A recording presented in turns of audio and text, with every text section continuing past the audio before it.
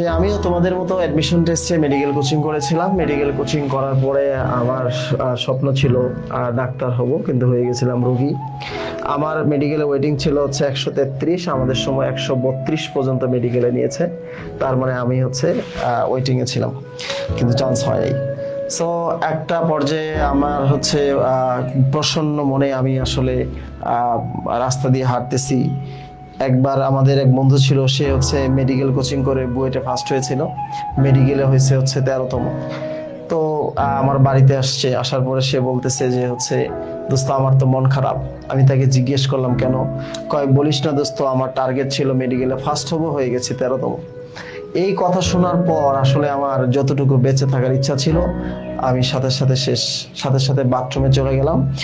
একটু চিন্তা ভাবনা করার পর, গবেষণার পর মনে হলো যে আমার চান্স না পেয়ে মন খারাপ, আর ওর চান্স পেয়েও মন খারাপ, মাইনাসে মাইনাসে কি প্লাস। তো আমি বন্ধুকে তোমার হচ্ছে দূরে লাঠি বের করলাম যে দোস্ত আরেকবার যদি আমার বাসায় থাকিস তাহলে ঘটনা ঘটবে।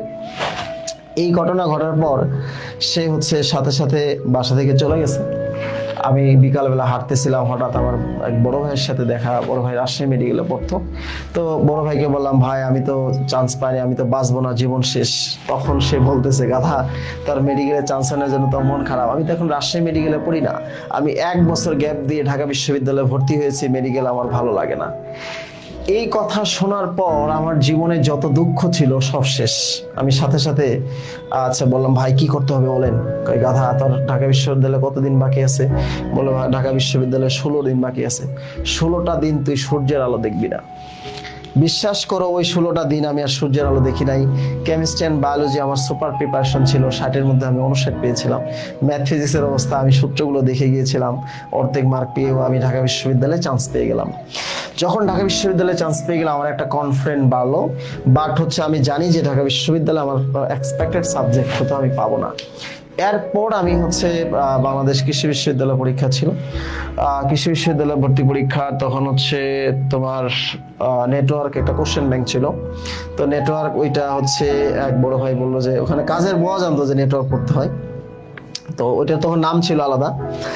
তো এখন আমি তোমার পড়লাম, পরীক্ষার হলে যায় দেখি হুবহু প্রশ্ন, ওখানে কিছু বানান ভুল ছিল। কৃষি বিশ্ববিদ্যালয়ে যায় দেখি সেটা বানান ভুল। ঠিক আছে, পরীক্ষা দিলাম কৃষি বিশ্ববিদ্যালয়ে, পরীক্ষায় চান্স পেয়ে গেলাম, কিন্তু আমার নিজের ফর্মটা আমি নিজে তুলি নাই। কারণ এতটাই আশা হতো এবং হতাশ ছিলাম যে আসলে আমি আর পরীক্ষাই দিব না, এমনটা ব্যাপার ছিল। এরপরে সাস্টে পরীক্ষা দিলাম, সাস্টে বায়োলজিক্যাল ইউনিটে ভর্তি পরীক্ষায় সেকেন্ড হলাম। তার মানে হচ্ছে আমি জীবনে 3টা জায়গায় ভর্তি পরীক্ষা দিয়েছি, 4টা জায়গার মধ্যে 3টা জায়গায় আমি চান্স পেয়ে গেছি। কিন্তু ওই দিন যদি ওই বন্ধু আমার বাসায় না আসতো, আর আমি যদি হচ্ছে বাসা থেকে বের না হতাম, আর ঘুম থেকে না উঠতাম, ফর্ম যদি না তুলতাম, বিশ্বাস করে তোমাদের সাথে আর দেখা হতো না, আমার আর পাবলিক বিশ্ববিদ্যালয়ে পড়া হতো না। এই জন্য জীবনের যে কোনো জায়গা থেকে আসলে উঠে দাঁড়াতে হবে। তোমার ম্যাট্রিকের রেজাল্ট খারাপ, ডোন্ট কেয়ার। এইচএসসিতে রেজাল্ট খারাপ, ডোন্ট কেয়ার। অ্যাডমিশন খুব ভালো করতে পারো, নো প্রবলেম। নেক্সট স্টেপে থাকবেও। আসলে একটা না একটা স্টেপে যদি তুমি ট্রাই করো, তোমার বন্ধুর সাথে তুমি ওভারটেক করতে পারবাই। এটাই বাস্তবতা, এটাই সম্ভব। ঠিক আছে, কিন্তু আমরা কি করি দেখো, আমরা বারবার হতাশ হয়ে যাই। এই জন্য কোরআনে একটা কথা আছে, সেটা হচ্ছে হতাশ মানুষগুলো হচ্ছে কুফর, কাফের। তারা হচ্ছে তারা আল্লাহর প্রতি তাদের আস্থা নাই। তার মানে হতাশা তোমার জীবনটাকে সবকিছু নষ্ট করে দিবে। আমি যেন সবসময় একটা কথা বলি, তোমার সাফল্যের মেইন জিনিসটা হচ্ছে তোমার হচ্ছে টার্গেট। এবং তুমি কখনো বিফল হবে না, লেগে থাকবে, তাহলেই তোমাদের জীবনে চান্স হবে। লেগে থাকবে, কথাটা সুন্দর করে টেবিলে লিখে রাখো, লেগে থাকবে। আমি আমার স্টুডেন্টকে বলতাম, যখন তুমি ঢাকা বিশ্ববিদ্যালয়ে ভর্তি পরীক্ষা দিয়ে চান্স পাবো না, আমার একটা ফোন দিবা। রাজশাহী ইউনিভার্সিটিতে ভর্তি পরীক্ষা দিয়ে চান্স পাবো না, আমার একটা ফোন দিবা। যতদিন চান্স না পাবা ততদিন আমাকে পরীক্ষা দিবা, ফোন দিবা। তো হঠাৎ ফোন দিতে দিতে আমার একবার রাজশাহীতে ফোন দিল, ঢাকায় ফোন দিল, হইলো না। আমি বললাম পরেরটা পরীক্ষা দাও, তুমি থাকবা, পরেরটাতে দেখবা ওয়েটিং হয়ে গেছে। আমি বললাম পরেরটা পরীক্ষা দাও, মেরিটে আসবা, দেখবা পরেরটা মেরিটে আসছে। লাস্টে সে মাওলানা ভাসানী বিজ্ঞান প্রযুক্তিতে পরীক্ষা ছিল, আমি বললাম এবার তুমি প্লেসও করতে পারো। সে মাওলানা ভাসানী বিজ্ঞান প্রযুক্তি বিশ্ববিদ্যালয়ে ভর্তি পরীক্ষায় সেকেন্ড হয়েছে। সো মিরাকেল লাইফ এটাই। আসলে তুমি যদি লেগে থাকো, দেখবা আছে জাহাঙ্গীরনগর বিশ্ববিদ্যালয়ে গত পরশুদিন একটা সমিতির প্রোগ্রামে আমাকে ইনভাইট করা হয়েছিল। তো আমি তো হচ্ছে গবেষণা করি হচ্ছে 3.0 কার্বন 3.0 নিয়ে গবেষণা করতেছি, কার্বন মিথেন ইমিশন নিয়ে কাজ করতেছি। তো ওইখানে বিশাল ইউনিভার্সিটির প্রফেসররা সব স্যাররা ছিলেন। ওইখানে আমাকে হঠাৎ বক্তব্য দিতেছে, বলতেছে আজকে এখানে এমন একটা ব্যক্তি আছেন যার কারণে আমি এই বিশ্ববিদ্যালয়ে আসতে পেরেছি, যার কারণে আমি বিশ্ববিদ্যালয়ের শিক্ষক হতে পেরেছি। তার নামটা আমার কেউ না, আমাদের হচ্ছে হোসাইন ভাই। তো আমি তোমাদের একটা জিনিস বলি যে হচ্ছে আমার ফেসবুক আইডিটা হচ্ছে এরকম যে হুসাইন আলী, আর নামের বানানটা হচ্ছে হোসেন আলী, ঠিক আছে? তো আমি অবাক হয়ে গেছি কে আমার নামে বক্তব্য দেয়। পরে তোমরা দেখবা স্টেট বা পরিসংখ্যানে যদি কারো সিট পড়ে, নাসরিন ম্যাডাম, ও ছিল হচ্ছে আমার ডিরেক্ট স্টুডেন্ট, সে ময়মনসিংহ আনন্দমোহনে পড়তো। আর সে হচ্ছে, তাকে আমি বলছিলাম যে তুমি পরীক্ষা দাও, সে পরীক্ষা দিবে না, এবং সে আমার কাছে পড়ছিল, 1 টাকাও দেয় নাই, উল্টা আমি তাকে সাপোর্ট করেছি। সেই জিনিসটা সে মনে রেখেছে। আসলে আমার জীবনের ব্যাপারটা এরকম যে প্রায় লক্ষ লক্ষ স্টুডেন্টের সাথে প্রত্যেক বছর আমি সেমিনার করি, দেখা হয়। এই স্টুডেন্টগুলোর আসলে লাইফ চেঞ্জিং ইভেন্টগুলো আমার কাছে অনেক বেশি ভালো লাগে।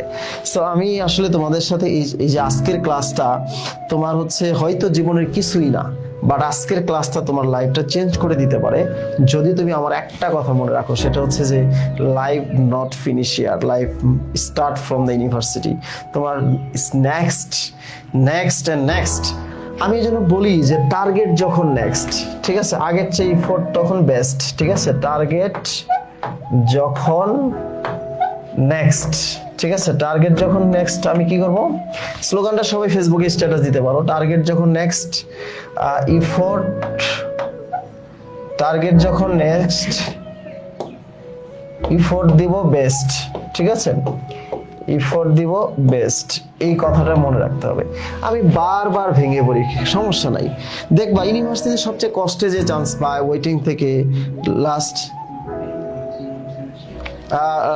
যে আসে, সেই কিন্তু আসলে ইউনিভার্সিটিতে টিচার হয়ে যায়, ভালো ভালো স্কলারশিপ পায়, বাইরে চলে যায়। তাহলে কেন? কারণ হচ্ছে সে ফিনিক্স পাখির মতো ধ্বংসস্তূপ থেকে জেগে ওঠে। ফিনিক্স। এই যে আমি এবার হচ্ছে ন্যাশনাল ইউনিভার্সিটিতে আমাদের হচ্ছে ন্যাশনাল নলেজ বই যখন কাজ করতেছিলাম, ন্যাশনাল নলেজ, তখন আমি ন্যাশনাল ইউনিভার্সিটি অনেক হিস্ট্রি পড়লাম যে ন্যাশনাল ইউনিভার্সিটি থেকে অনেক স্টুডেন্ট আছে যারা বিসিএস এ ফার্স্ট হয়েছে, পররাষ্ট্র ক্যাডারে আছে, অনেকের সাথে কথা হলো। তো এইসব বিষয় নিয়ে আসলে আমি দেখলাম যে আমাদের লাইফের একটা বড় অংশ হচ্ছে যদি আমরা নিজেরা থেমে না যাই, তাহলে আমাদের জীবন কখনো থেমে যাবে না। আমরা যখন নিজেই থেমে যাব তখন আমাদের জীবনটা থেমে যাবে। আমার অনেক স্টুডেন্ট আছে যারা রিক্সা চালাইতো, তারা এখন হচ্ছে জাপানের মতো একটা উন্নত দেশ ইউনিভার্সিটি লেকচারার হিসেবে চাকরি করছে, আমার স্টুডেন্ট।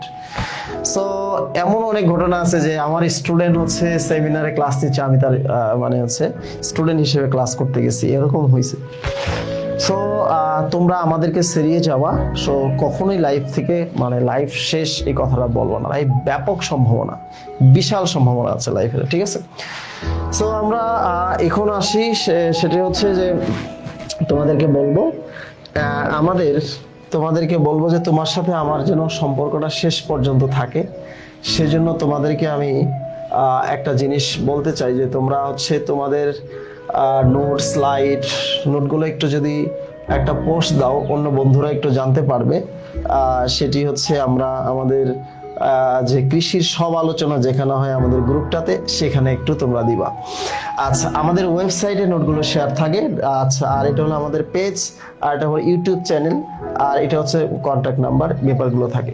তো এখানে হচ্ছে আমাদের গ্রুপটা হচ্ছে কৃষি বিশ্ববিদ্যালয় ভর্তি প্রস্তুতি তথ্য কেন্দ্র হাইফেন নেটওয়ার্ক, ঠিক আছে? আচ্ছা, এটা হচ্ছে আমাদের পেজগুলো থাকে।